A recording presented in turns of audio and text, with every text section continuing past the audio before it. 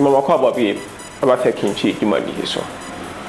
O share videos e di kan ye bebre na mostly ni na concerning online shopping. By online shopping ya enim say be use Visa card, Mastercard ya link dia my bank account and na dey be shopping. Na open Visa card ni bi kra na kwan ben so na be fast wide and your Visa card no. Video make sure kwan ya be me fast when your Visa card and Mastercard so between their online shopping within 3 or 2 weeks.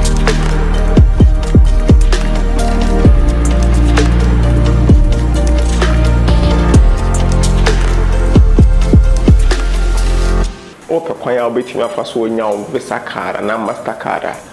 One of my family dey any example. Sisi a me Visa card me use she wo GCB Ghana, that Ghana Commercial Bank. Binim sisi as almost sadin no. But GCB me ka GCB obi e be ho bank ko Ghana Commercial Bank. Na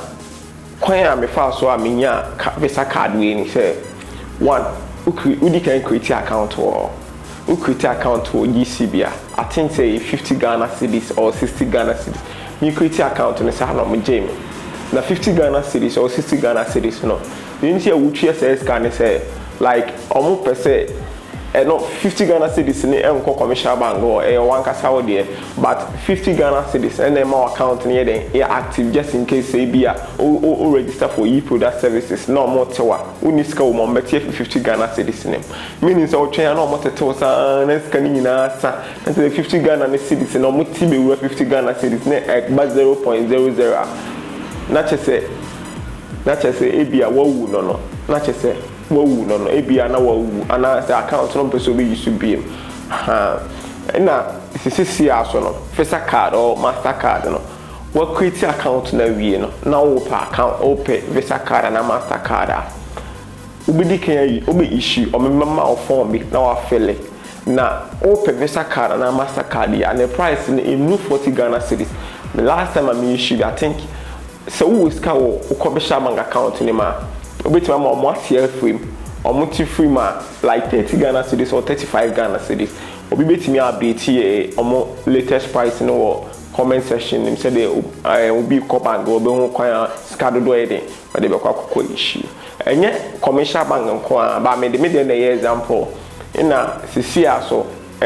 we issue we like ono mo wa fill form na we no or mema o meka cho say bia be 2 weeks or 3 weeks bra now mo ye den bejo card no ntu ba okojo card ni wia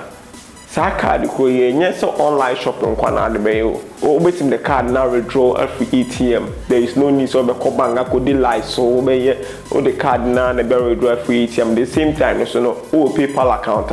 card na the be link am PayPal account at the same time so no o tade wo eBay card na de be tade wo eBay your banks be free your more policy cause cards no obetimi a issue card wo bank bi ebia bank no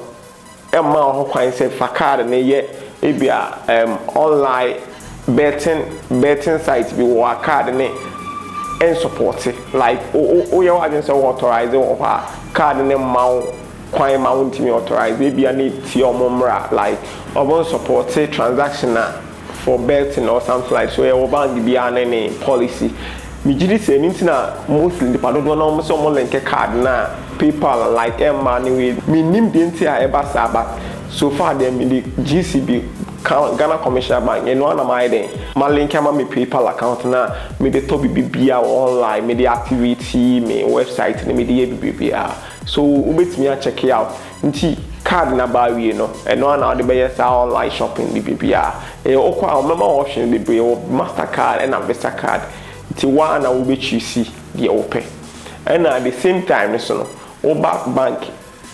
akese bank kama like bank BT Zenet, ADB, Fidelity, EcoBank omu issue Visa card and the Mastercard maybe to all save you or but the kind Visa oko issue cause ebia oko pay card enough for PayPal ntia more like be almost say like obetimi a link or card na the amount of PayPal account or something like make inquiries or the about so far the GCB anytime I'm link here AI successful my main try other banks and say but according to comments na eba na mean say cards ni bi bring den enweke all link ya big be ntimi enweke but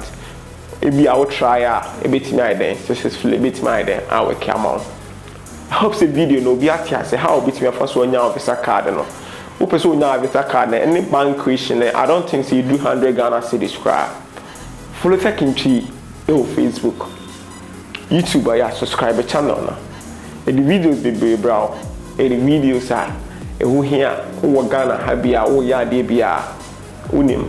here na wo ye no